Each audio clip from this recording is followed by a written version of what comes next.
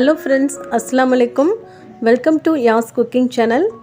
என்னடா எல்லாம் அடுக்கி வச்சிட்ருக்கேன்னு பார்க்குறீங்களா? எப்போவுமே வாரம் ஒரு டைம் தூசி தட்டி மாப்பெல்லாம் போட்டு விடுவேன். வியாழக்கிழமை ஆனால் அந்த மாதிரி தான் வந்து வீடெல்லாம் க்ளீன் பண்ணுவேன்.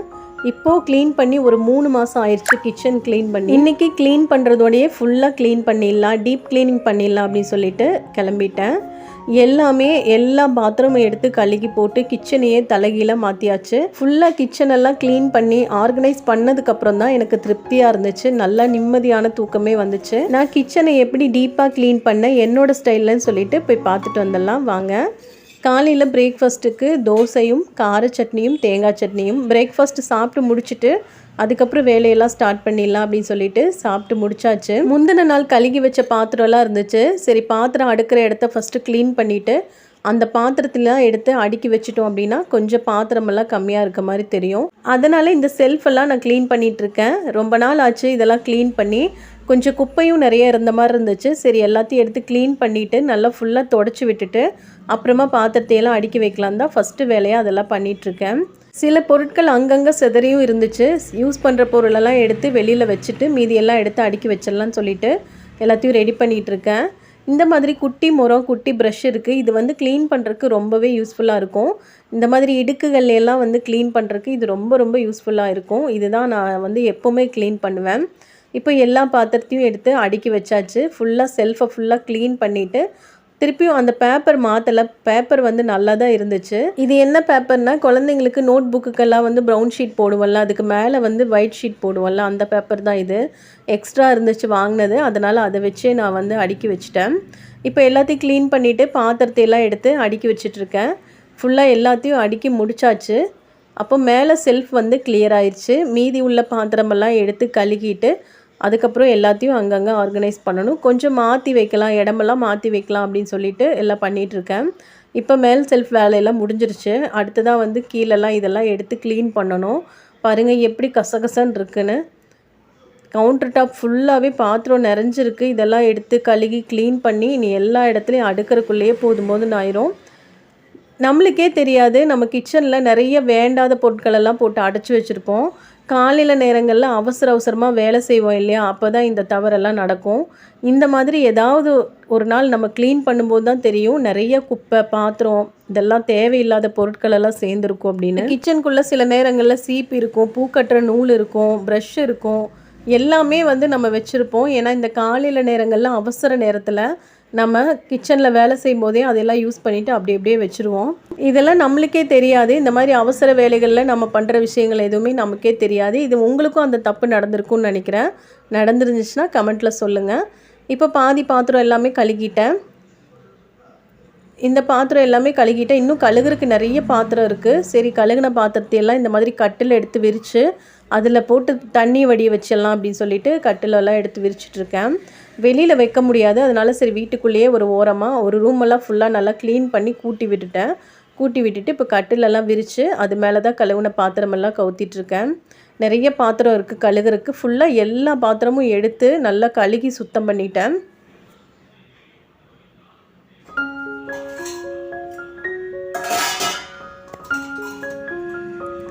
பாருங்கள், இப்போது ஒரு பார்ட் ஆஃப் பாத்திரமெல்லாம் எடுத்து கழுகியாச்சு. இனி அடுத்ததெல்லாம் இருக்குது, அதெல்லாம் எடுத்து கழுகணும். இதெல்லாம் கொஞ்சம் ஆர்கனைஸ் பண்ணும். எப்படி அங்கங்கே செதறி இருக்குது பாருங்கள். 2 குப்பை பேஸ்கெட் ஃபுல்லாக நிறைஞ்சு அதுக்கப்புறம் ஒரு மூட்டை குப்பை சேர்ந்துருக்கு. அவ்வளோ தேவையில்லாத பொருட்கள் எல்லாம் இருந்துச்சு. கிச்சன் க்ளீன் பண்ணும்போது தான் தெரிஞ்சிச்சு இவ்வளோ தேவையில்லாத பொருட்கள் எல்லாம் வச்சுருக்கோம் அப்படின்னு. இப்போது அடுத்ததாக ரேக்கில் வைக்கிற பாத்திரம்லாம் எடுத்து க்ளீன் பண்ணிகிட்ருக்கேன். ரேக்கில் வைக்கிற பாத்திரமும் 3 மாதம் ஆச்சு எல்லாம் க்ளீன் பண்ணி. அவ்வளோ தூசி குப்பையெல்லாம் இல்லை, இருந்தாலும் ஒரு டைம் எல்லாம் நல்லா கழுகி வச்சிடலாம் அப்படின்ட்டு கழுகிட்டு இருக்கேன். ஏன்னா என்னை பொறுத்த வரைக்கும் ஒரு வேலை செய்ய மாட்டேன், செஞ்சால் வந்து அந்த வேலையை சுத்தமாக செஞ்சு முடிச்சிடணும். பாதி வேலையோடு நிப்பாட்டினா அது எனக்கு பிடிக்காத ஒரு வேலை. அதனால் ஃபுல்லாக எல்லாமே க்ளீன் பண்ணிட்டேன். இப்போது ரேக்கில் வைக்கிற பாத்திரமும் எல்லாமே வந்து கழுகிட்டு இருக்கேன். இன்னுமே நிறைய இருக்குது ரேக்கில் வைக்கிற பாத்திரம்லாம். அது எல்லாத்தையும் கழுகிட்டு உங்களுக்கு காமிக்கிற பாருங்கள். இந்த கட்டில் ஃபுல்லாக நிறைஞ்சு மறுபடியும் இந்த கூடை ஃபுல்லாக நிறைஞ்சிருச்சு. இதுதான் வந்து அடுத்தது ரேக்கில் வைக்கிற பாத்திரம். இதெல்லாம் கழுக வேண்டிய அவசியம் இல்லை, தூசி தட்டினாலே போதும். இருந்தாலும் ஃபுல்லாக ஒரு டைம் கழுகி வச்சுட்டோன்னா இன்னொரு 3 மாதத்துக்கு பிரச்சனை இருக்காது. அதனால இதெல்லாம் எடுத்து கழுகுறதுக்கு போட போகிறேன். பேசிக்காக வந்து நம்மளோட கிச்சனை க்ளீன் பண்ணுறது எப்படி அப்படின்னா, அடிக்கடி வந்து இந்த மாதிரி கசகசப்பு இல்லாமல் வைக்கிறதுக்கு சில டிப்ஸ் வந்து நான் சொல்கிறேன். தேவையில்லாத விஷயங்களை அப்பப்போவே வந்து நம்ம எடுத்துடணும். நம்ம வேணும் அப்படின்னு சொல்லிட்டு வைக்கிற பொருள் தான் நாளைக்கு வந்து அது குப்பையாக மாறிடும். அப்புறமா யூஸ் பண்ணுவோம் அப்படின்னு சொல்லிட்டு நம்மளுக்கே தெரியாது, தூக்கி போடுறதுக்கு மனசே வராது. அந்த மாதிரி பொருட்கள் நிறைய குப்பை மாதிரி சேர்ந்துடும். அப்பப்போ அதே மாதிரி வாரம் நம்ம துடைக்கிறப்ப இதெல்லாம் துடைச்சி விட்டு க்ளீன் பண்ணாலே போதும். நம்மளுக்கு வந்து தூசி குப்பையெல்லாம் வந்து அவ்வளோவா சேராது. அடுத்தது இந்த செராமிக் கப்பு, கிளாஸ் டம்ளர்லாம் இருக்குது, அதெல்லாம் கழுகிட்டுருக்கேன். குட்டி ரேக் இருக்குது, அது எல்லாமே ரேக்கிலிருந்து பாத்திரத்துலேருந்து எல்லாமே நல்லா டீப்பாக க்ளீன் பண்ணி எடுத்துட்டேன். உங்களுக்கு வீடியோ பார்க்குறதுக்கு போர் அடிச்சிச்சு அப்படின்னா ஸ்கிப் பண்ணி பாருங்கள்.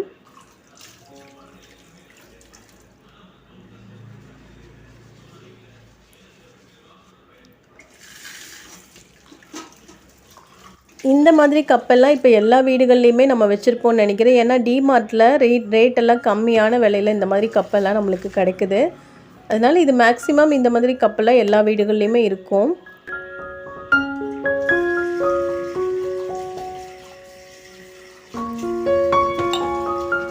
இப்போ இந்த கிளாஸ் எல்லாம் கழுகி கவுத்திட்டோம் அப்படின்னா இதுவும் தண்ணி வடிஞ்சிரும்.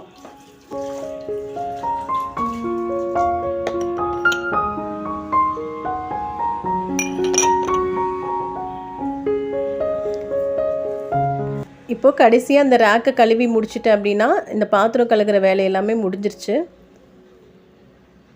அடுத்ததாக இனி பெரிய ரேக்கெல்லாம் கழுகணும். பெரிய ரேக் இருக்குது, ஒன்று டீப்பாய் இருக்குது, அதெல்லாம் வந்து இனிமேல் கழுகணும். அதெல்லாம் கழுகிட்டு அங்கங்கே வந்து ஆர்கனைஸ் பண்ணி வைக்கணும். மொத்தத்தில் என்னோடய கிச்சன் வந்து முன்னாடி பார்க்குறக்கு நல்லாவே இல்லை. எல்லாம் ஆர்கனைஸ் பண்ணதுக்கப்புறம் தான் எனக்கு ரொம்ப பிடிச்சிச்சு. கிச்சன் பார்க்குறக்கே வந்து எனக்கு ரொம்ப நல்லா இருந்த மாதிரி இருந்துச்சு. பாருங்கள், இதெல்லாம் வந்து ரேக்கில் வைக்கக்கூடிய பாத்திரம். இதெல்லாம் கழுகிட்டு நல்லா தண்ணி வடிய வச்சுட்டு அப்புறமா எடுத்து ரேக்கில் வந்து அடுக்கிடணும். இந்த க்ளீனிங் வேலையெல்லாம் பார்க்குறக்குள்ளேயே பசங்க ஸ்கூல் காலேஜிலேருந்து வந்துட்டாங்க, வேலைக்கு போனவர் வந்துட்டார். இந்த மாதிரி வேலைகளெல்லாம் முடிக்கிறக்கே வந்து நைட் ஆயிடுச்சு. இதுலேயே வேறு வீடியோலாம் எடுத்துகிட்டே வந்து இந்த வேலைகளெல்லாம் செய்யும்போது ஒரு நாளே ஆயிடுச்சு. எனக்கு அந்த அன்னைக்கு வந்து காலையில் நான் ஸ்டார்ட் பண்ணது எனக்கு ஈவினிங் வரைக்கும் கரெக்டாக இருந்துச்சு டைமு.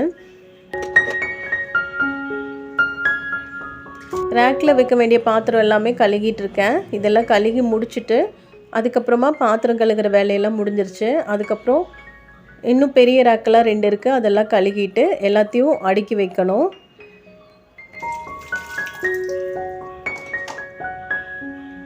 அவ்வளோதான், ஃபுல்லாக பாத்திரம் கழுகுற வேலையெல்லாம் முடிஞ்சிருச்சு. இனிமேல் இந்த கவுண்டர் டாப்பெல்லாம் க்ளீன் பண்ணணும்.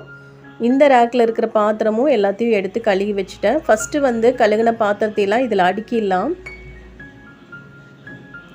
சில்வர் பாத்திரம், டெய்லி யூஸ் பண்ணுற பாத்திரம்லாம் இருக்கு இல்லையா, அதெல்லாம் வந்து இதில் தான் அடுக்குவேன். இது வந்து சிங்க்குக்கு மேலே இருக்குது இந்த பாத்திரம் அடுக்கிறது. அப்பப்போ கழுகி அப்பப்போவே வந்து அடுக்கிடுவேன். தண்ணி வந்து சிங்க்குள்ளே வடிஞ்சிரும். டம்ளரு, தேவையான கரண்டி, இந்த மாதிரி குட்டி தட்டு, இது எல்லாமே வந்து இதில் அடுக்கிறனால எனக்கு தண்ணி சிங்க்குக்கு மேலேயே இருக்கிறனால தண்ணியெலாம் ஈஸியாக வடிஞ்சிருது. இப்போ அடுத்ததாக வந்து கவுண்டர் டாப்பெல்லாம் க்ளீன் பண்ணணும்.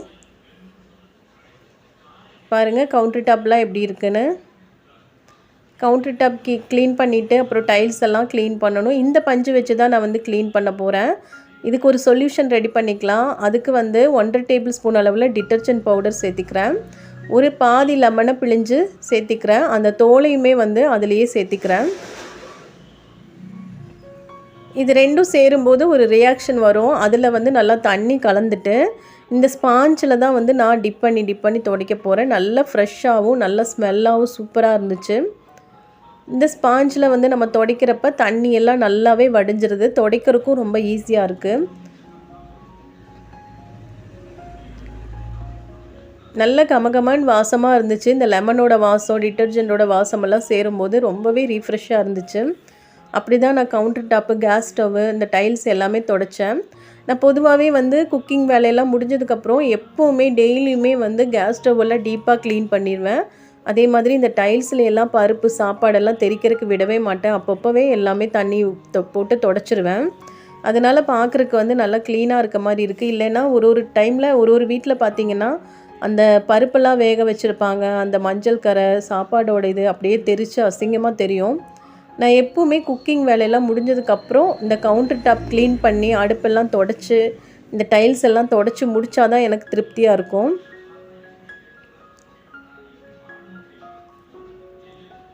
பாத்திரத்துலலாம் எனக்கு அவ்வளோவா தூசி இல்லை. இருந்தாலும் சரி ஒரு டைம் எல்லாம் டீப்பாக க்ளீன் பண்ணி வச்சுட்டோன்னா ஒரு 3 மாதத்துக்கு பிரச்சனை இருக்காது இல்லையா? அதனால தான் வந்து க்ளீன் பண்ணிகிட்ருக்கேன். இப்போ ஒரு டைம் வந்து இந்த டிட்டர்ஜென்ட் தண்ணியால் ஃபஸ்ட்டு வந்து நான் க்ளீன் பண்ணி முடிச்சுட்டு, அதுக்கப்புறம் நல்ல தண்ணி பைப்பில் எல்லாம் நல்லா டிப் பண்ணி நல்லா பஞ்செல்லாம் கழுகிட்டு அந்த தண்ணியால் ஒரு டைம் தொடச்சி விட்டுட்டு, அதுக்கப்புறமா ட்ரையான துணி இருக்கும் இல்லையா? அதில் வந்து தொடச்சி விட்டாலே போதும், நல்லா க்ளீன் ஆயிரும். நல்ல நாள் முழுக்க ஃப்ரெஷ்ஷாக இருக்கும், வாசமாக இருக்கும். கிச்சனே வந்து நல்லா அந்த லெமனோட ஸ்மெல் சூப்பராக இருக்கும். ட்ரை பண்ணி பாருங்கள். மொத்தம் ஒரு 3 டைம் வந்து நான் 3 டைம் வந்து நான் தொடச்சி சுத்தம் பண்ணுவேன். இப்போ கடைசியாக வந்து ட்ரையான துணியில் க்ளீன் பண்ணிகிட்ருக்கேன் பாருங்கள்.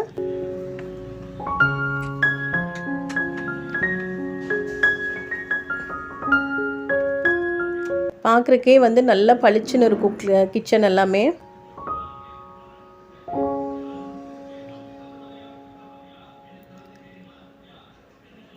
இதுக்கு முன்னாடி நான் ஒரு கேஸ் ஸ்டவ் வச்சுருந்தேன். அது வாங்கி கிட்டத்தட்ட ரொம்ப வருஷமாச்சு. அந்த கேஸ் ஸ்டவ்வும் இதே மாதிரி தான் வந்து நான் எப்போவுமே குக்கிங்லாம் முடிச்சதுக்கப்புறம் நல்லா டீப்பாக டெய்லியும் க்ளீன் பண்ணி வச்சுருவேன். பார்த்தாலே வந்து புதுசு மாதிரி இருக்கும். இது வந்து இப்போ தான் ரீசெண்டாக ஒரு 3 மாதத்துக்கு முன்னாடி தான் இந்த கேஸ் ஸ்டவ் வந்து வாங்கினது. இதுவும் அதே மாதிரி தான் தொடச்சி க்ளீனாக வச்சுருவேன். புதுசுலேருந்தே நல்லா க்ளீன் பண்ணி வச்சுட்டோம் அப்படின்னா இன்னுமே நம்மளுக்கு க்ளீனாக இருக்கும் அப்படின்ட்டு அடிக்கடி நான் தொடச்சி டெய்லியுமே இதை வந்து நான் ஃபாலோ பண்ணிகிட்டே தான் இருக்கேன். இதெல்லாமே முடித்து இந்த வேலைகளெல்லாம் முடித்து சாப்பிட்டா மட்டும்தான் எனக்கு சாப்பிட்ட திருப்தியாகவும் இருக்கும். டெய்லி இது ஒரு பழக்கமாகவே ஆயிடுச்சு. இப்போ அடுத்தது இந்த ரேக்கெல்லாம் இந்த ஸ்டாண்டெல்லாம் வந்து கழுகிட்டுருக்கேன். இதெல்லாம் வந்து ஒரு டைம் நல்லா சோப்பு போட்டு கழுகிட்டு பாத்திரம் அடுக்கிறதுக்காக கழுகிட்டுருக்கேன். நம்மளுக்கு சில பாத்திரங்களெல்லாம் வைக்கிறதுக்கு இடம் இல்லை அப்படிங்கும்போது இந்த மாதிரி சில பொருட்களை வச்சு தான் வந்து மேனேஜ் பண்ணி ஆகணும். ஏன்னா நிறைய செல்ஃபெல்லாம் இருக்காது. என்னோடய கிச்சன் வந்து ரொம்ப சின்னதாக தான் இருக்கும். அதனால் இந்த மாதிரி செல்ஃப் ரேக்கு இதெல்லாம் வச்சு தான் வந்து நம்ம மேனேஜ் பண்ண வேண்டியதாக இருக்குது. இதெல்லாம் நல்லா சோப்பு போட்டு கழுவுனதுக்கப்புறம் பார்க்குறக்கே நல்லா பளிச்சுன்னு இருந்துச்சு. தண்ணி வடிஞ்சு இப்போ வீட்டுக்குள்ளே எடுத்துகிட்டு வந்துட்டேன். இப்போ இந்த இடத்த கூட்டிகிட்டு இந்த ஸ்டாண்டில் இந்த டிவி ஸ்டாண்டில் சில பொருட்களெல்லாம் வந்து ஆர்கனைஸ் பண்ண போகிறேன். இந்த மண் சட்டிலாம் இருக்குது. மண் சட்டி, அப்புறம் தோசைக்கல், அப்புறம் இரும்பு கடாய் ஐட்டம்ஸ் எல்லாம் இருக்குது இல்லையா? அதெல்லாம் வந்து இதில் வச்சிடலாம் அப்படின்னு சொல்லிட்டு இதை வந்து க்ளீன் பண்ணிகிட்ருக்கேன். மேலே உள்ள இடத்துல வந்து சாப்பாடெல்லாம் சமைச்சு வச்சுக்கலாம் அப்படின்ட்டு. ஏன்னா என்னோடய கவுண்டர் டாப் சின்னதாக இருக்கிறதுனால சமைச்சு சாப்பாடெல்லாம் வைக்கிறதுக்கு ரொம்பவே இடைஞ்சலாக இருந்துச்சு. அதனால் இதை வந்து கழுகலை, சும்மா வந்து துணி போட்டு தொடச்சி விட்டுட்டேன். பணியாரக்கல், தோசைக்கல், இரும்பு கடாய் அதெல்லாம் வந்து இதில் வச்சுட்டு மண் சட்டிலாம் வச்சுருக்கேன். இது வந்து கீழே உள்ள ரேக் வைக்கிற இடம். உள்ளுக்குள்ளே வந்து சில பொருட்கள் 2 பக்கெட்டு, கொஞ்சம் தேவையான பொருளெல்லாம் எப்போவாவது யூஸ் பண்ணுற பொருளெல்லாம் கொஞ்சம் உள்ளே வச்சுட்டேன். இப்போ இந்த ரேக் வந்து என்னோடய கவுண்டர் டாப் மேலே தான் இருந்துச்சு. அதை எடுத்து நான் இப்போ கீழே ஆர்கனைஸ் பண்ணிகிட்ருக்கேன். கவுண்டர் டாப் மேலே வச்சு ரொம்ப இடைஞ்சலாக இருந்த மாதிரி இருந்துச்சு. அதனால் ஃபஸ்ட்டு சரி கீழே வந்து இது பண்ணிக்கலாம். இதெல்லாம் அப்பப்போ எடுக்கிற பொருள் தான். இதெல்லாம் வந்து டிமார்ட்டில் அப்புறம் இன்னும் சில கடைகள்ல எல்லாம் வந்து நான் குக்கிங் சேனலுக்காக வாங்கினது. இது வந்து எப்போவாவது தான் நான் வந்து எடுப்பேன், அப்பப்போ எடுத்துக்குவேன். டெய்லி யூஸ் பண்ண மாட்டேன் இதெல்லாம். இந்த ரேக் வந்து இது வந்து கவுண்டர் டாப்பில் வச்சா கொஞ்சம் நல்லாயிருக்கும். இதில் வந்து எடுக்கிற பொருள் மட்டும் வச்சுக்கலாம் அப்படின்னு சொல்லிட்டு உப்பு ஜாடி, அப்புறம் கொஞ்சம் இந்த கட் பண்ணுற இது ஸ்பூனு, இந்த மரக்கரண்டி எல்லாம் வந்து சிங்க்குக்கு மேலே உள்ள அந்த பாத்திரம் அடுக்கிற இடத்துல தான் வச்சுருந்தேன். அது ரொம்ப இடைஞ்சலாக இருந்துச்சு. பாத்திரம் கழுகிட்டு இருக்கும்போது வேறு கரண்டி பிளேட்டெல்லாம் வைக்கும்போது கீழே விழுந்துகிட்டே இருந்துச்சு.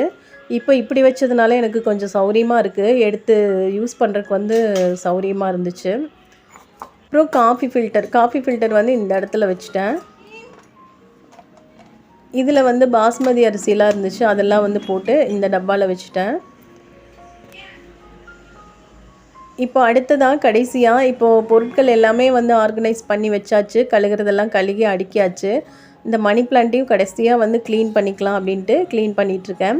இந்த மணி பிளான்ட்டெல்லாம் இப்போ தான் ரீசெண்டாக டெய்லியுமே வந்து நான் க்ளீன் பண்ணி தண்ணி மாற்றிடுவேன். ஆனால் இந்த மணி பிளான்ட்டெல்லாம் வந்து க்ளீன் பண்ணியே கிட்டத்தட்ட மாதக்கணக்கு ஆயிடுச்சு. இதெல்லாம் வந்து கையோடு க்ளீன் பண்ணி முடிச்சிடலாம் அப்படின்ட்டு இது எல்லாத்தையும் க்ளீன் பண்ணிகிட்ருக்கேன்.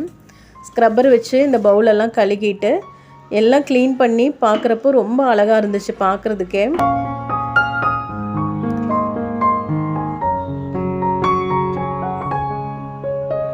கிச்சனில் இந்த மாதிரி பிளான்ட் எல்லாம் வைக்கும்போது நம்மளுக்கு பார்க்குறக்கு ஒரு பாசிட்டிவ் வைப்ரேஷனாக இருக்கும்.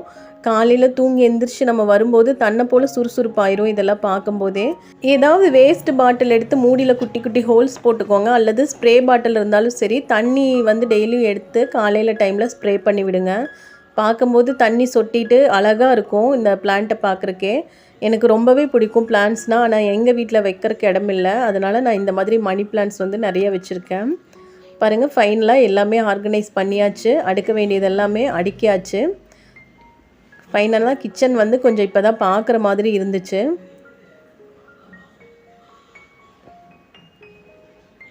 ஃபைனல் லுக் வந்து இதுதான். எப்படி இருந்துச்சுன்னு சொல்லிட்டு கமெண்ட்டில் சொல்லுங்கள்.